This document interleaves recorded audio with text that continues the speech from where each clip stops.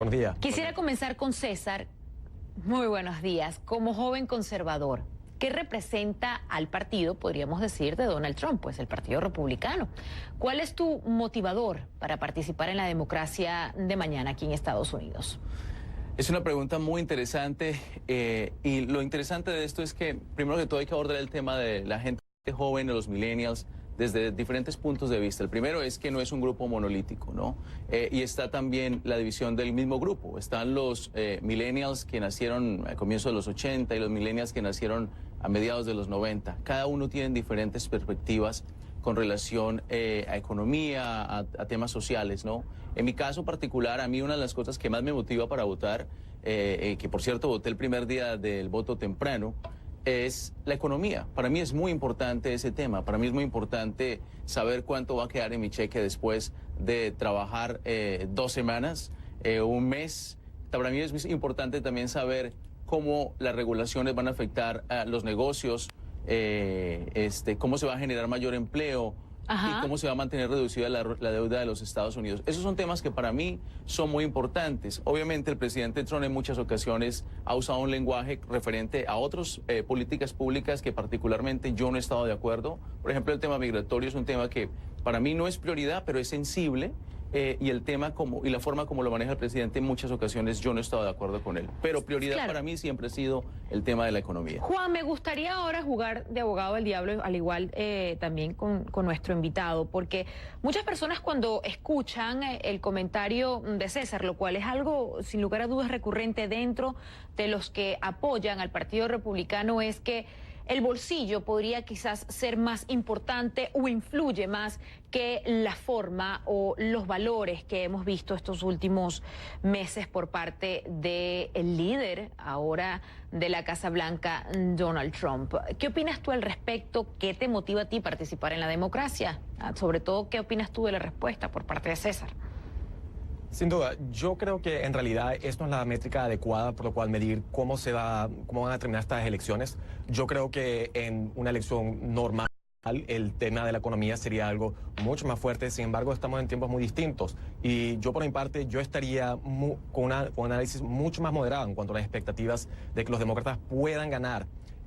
Vamos a obtener una mayoría en el Congreso, inclusive en la Cámara de Representantes, ya que temas como el gerrymandering, donde los distritos del Congreso son son dibujados de una manera muy arbitraria, eso tiene a favorecer a los republicanos. Entonces el factor entusiasmo va a ser mucho más fuerte en estas elecciones que en otras pasadas, ciertamente mucho más que la del 2016. Así que para los millennials, y en mi caso en particular, yo creo que mientras que sí, nosotros los millennials somos una generación mucho más abierta, mucho más tolerante y ciertamente mucho más con una disposición de tratar de ayudar a la gente que ha sido dejada atrás.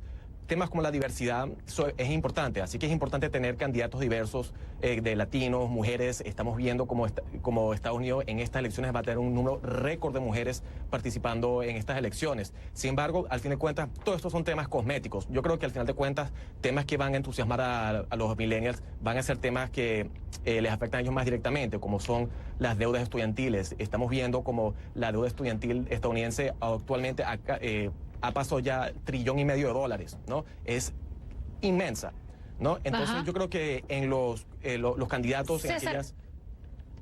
Sí, adelante.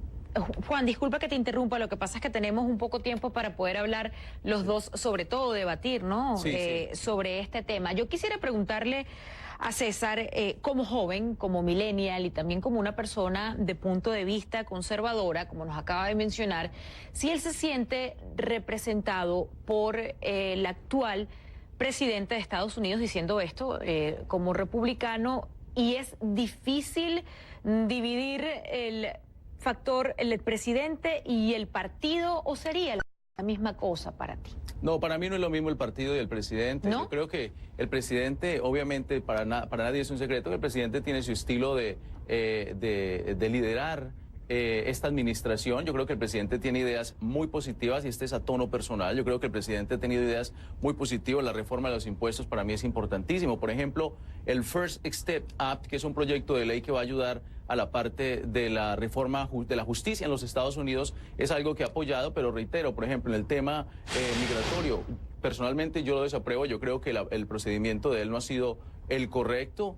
Entonces no podría casarme completamente con el presidente, y sé que hay legisladores dentro del Partido Republicano que tampoco están 100% con el presidente en todas las políticas públicas, y lo vimos, por ejemplo, el Speaker of the House la semana pasada, cuando el presidente insinuó tal vez eliminar la parte de el derecho a la ciudadanía de los que nacen en el país. El Speaker of the House, o el vocero de la casa, perdón, el Speaker of the House, Paul Ryan, estuvo en desacuerdo con el presidente. Claro. Entonces vemos que no hay, digamos, un pensamiento concreto. Y creo, brevemente, yo creo que Juan mencionó algo importante, y es que dentro del grupo de los jóvenes hay una diversidad que es muy importante. Por ejemplo, cada 4 de 10 millennials que hay en Estados Unidos son hispanos, y es un número importante. Yo creo que los legisladores ahí es donde tienen que prestar atención cuando se trata de promover políticas públicas y fijarse en esa diversidad y en qué le importa a cada uno de esos diferentes subgrupos dentro del grupo de los millennials. ¿Qué opinas tú al comentario de César, Juan? Sí, yo estoy parcialmente de acuerdo con César. Yo creo que ciertamente los millennials no es un grupo monolítico, pero esto tiene que ser además evaluado desde un punto de vista de lo local, ¿no? No es lo mismo los problemas de un latino o de un millennial en Florida con uno de Arkansas o de California o Minnesota, ¿no? Entonces yo creo que en elecciones como la de gobernación en Florida, o el caso de Beto O'Rourke en Texas, o Alexandria Ocasio-Cortez en Nueva York, son candidaturas que van a motivar muchísimo a los millennials, ya que se están poniendo al frente con todos los temas que los millennials están siendo comprometidos. Como dije, somos una generación mucho más abierta y mucho más tolerante, y creo que nosotros, los millennials, nos vamos a estar en estas elecciones luchando por aquellas comunidades que han sido históricamente marginalizadas. Yo quiero brevemente agregar, brevemente, yo creo que Juan menciona algo interesante, pero algo que quiero hacer el llamado a los que ven este noticiero el día de hoy, que son muchísimos jóvenes, que se informen adecuadamente los legisladores, porque, por ejemplo, lo que propone esta ocasión en New Jersey, me parece que eso no es viable, y lo que propone, por ejemplo, el candidato a la gobernación de la Florida, Andrew Gillum, nada más hay unos estudios económicos claros que poder implementar lo que él quiere generaría un aumento de los impuestos en el estado de la Florida del 40%, así que completamente desacuerdo. Millennial o no millennial, uno no va a buscar una información sin tener la atención o la motivación, y ustedes acaban de hablar de una palabra clave: motivación. Teniendo en cuenta la temática de esta elección, ¿qué fue lo que pasó en la elección pasada? ¿Por qué el mismo Bernie Sanders, precandidato, causó una motivación y un movimiento mucho más grande entre la generación de millennials que lo hizo Hillary Clinton o hasta el mismo Donald Trump? ¿Podría incluso parte de esa motivación verse ahora en un futuro cercano con con el deber cívico, ¿no?, de la votación en Estados Unidos? ¿Qué opinan? Bueno, brevemente, yo creo que el caso de Bernie Sanders fue un ejemplo de cómo un mensaje a un joven bien redactado puede motivarlo. Eso no quiere decir que la propuesta sea viable o que sea buena para el país económicamente, por ejemplo. Ahora, uno de los temas que se han visto, por ejemplo, en la Florida, y que espera verse reflejado el día de mañana, es el tema desafortunado de Parkland, al comienzo del año, el tiroteo donde murieron tantos jóvenes en esta escuela. Supuestamente eso iba a movilizar muchos jóvenes, y se ha visto un registro que ha aumentado de jóvenes inscribiéndose para votar. Vamos a ver si esa intención se traduce en el voto el día de mañana, porque hasta el momento, en el voto temprano, desafortunadamente no se ha visto esa motivación. Y más allá, independientemente de colores políticos, es importante que el joven se involucre en el proceso democrático de los Estados Unidos. Juan.